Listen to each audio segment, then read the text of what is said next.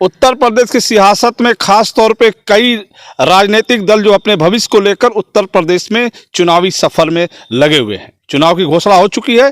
कुल 7 चरणों में उत्तर प्रदेश के चुनाव होने हैं। 403 विधानसभाओं में कौन किस दल से विधायक होगा ये तो चुनाव तय करेगा। फिलहाल अभी जो 10 फरवरी से 10 मार्च तक का जो चुनावी सफर है उसमें चुनाव आयोग ने अपनी पूरी नज़र उत्तर प्रदेश के सियासत पे लगा रखी है। अब बात करें बलिया जनपद की, जहां 7 विधानसभा क्षेत्र है, उन 7 विधानसभा क्षेत्रों में खासतौर पर Samajwadi party, Bahujan Samaj party, Bharatiya Janata party, Congress सहित अन्य राजनीतिक दल अपने भविष्य को लेकर चुनावी कसरत कर रहे हैं।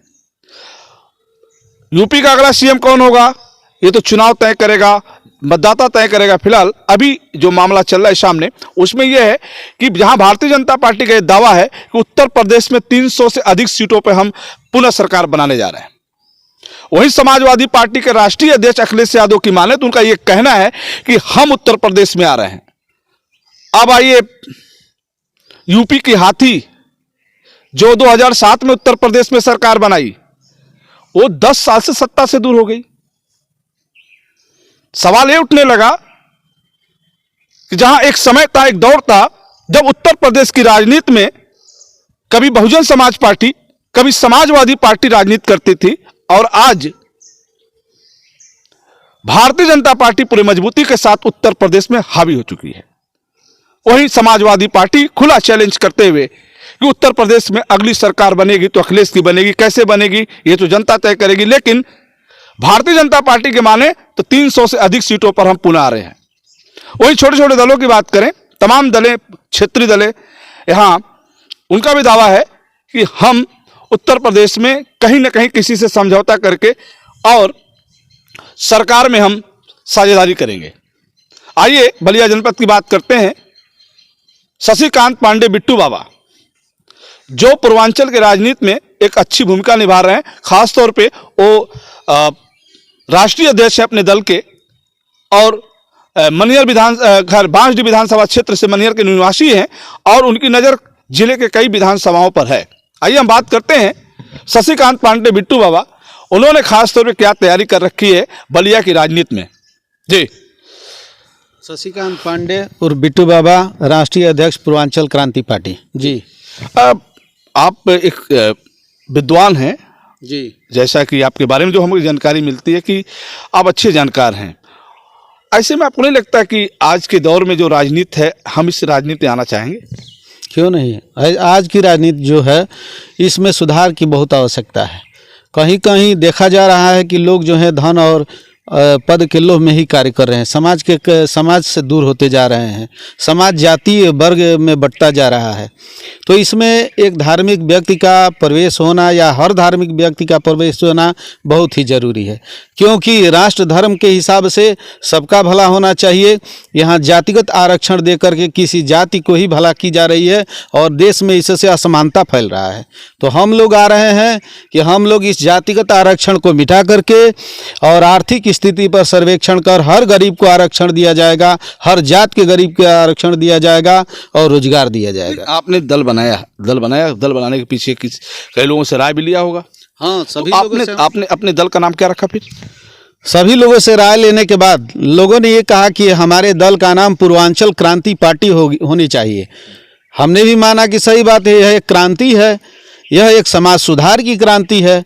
जब जब जो है देश में सत्ताधारी भटकते हैं तब तक बलिया से कोई न कोई उठता है, चाहे वो ब्राह्मण हो या राजपूत हो, और देश के इस या अन्य हो, देश के भटके हुए रास्ते को दिखाता है। यहाँ तक कि त्रिदेवों के भटके हुए रास्ते को ब्रह्मर्षि भृगु जी दिखा दिए।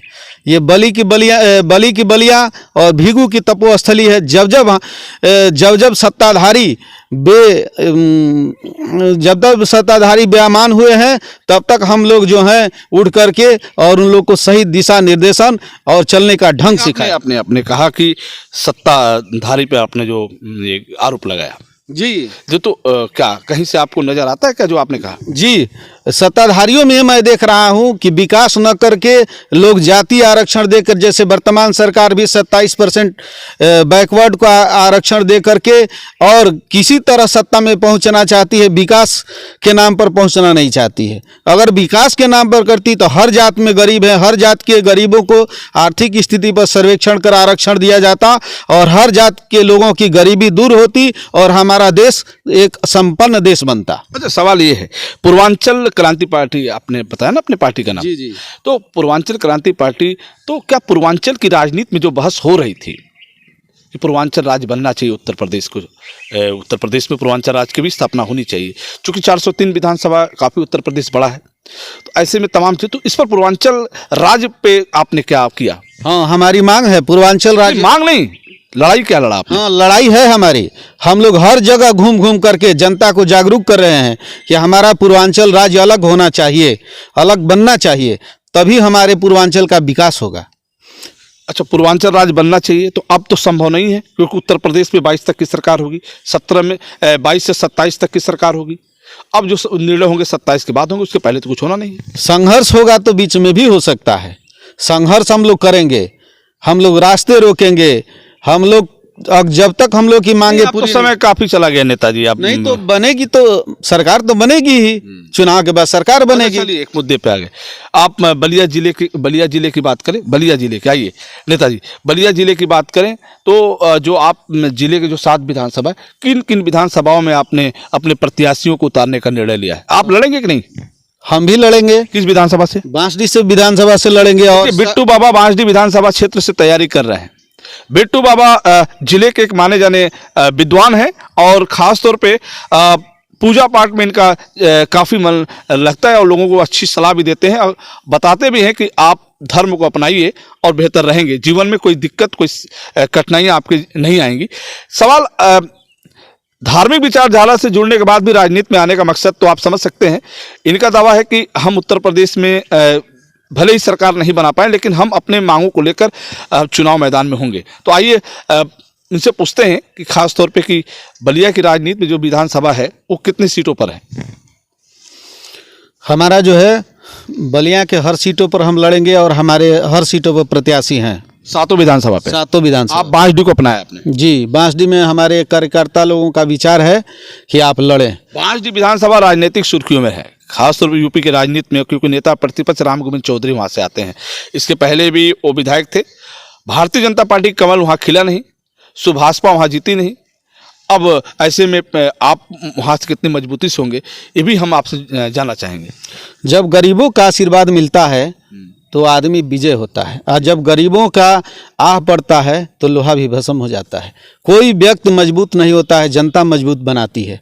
हमारी लड़ाई हर जात के गरीबों की है, इसलिए हमारे साथ हर जात के गरीब है और हम इससे सबसे मजबूत हैं। चलिए, फिलहाल पूर्वांचल की राजनीति में बिट्टू बाबा की एक अहम भूमिका होगी और चुनाव मैदान में पूरी ताकत के साथ होंगे, जैसा उन्होंने दावा किया कि हम जिले के 7 विधानसभा में चुनाव लड़ेंगे और अवश्य जीतेंगे। बस अब तक की खबरों में बस इतना ही। देखते रहिए यूपी आजकल। मैं रोशन जायसवाल, नमस्कार।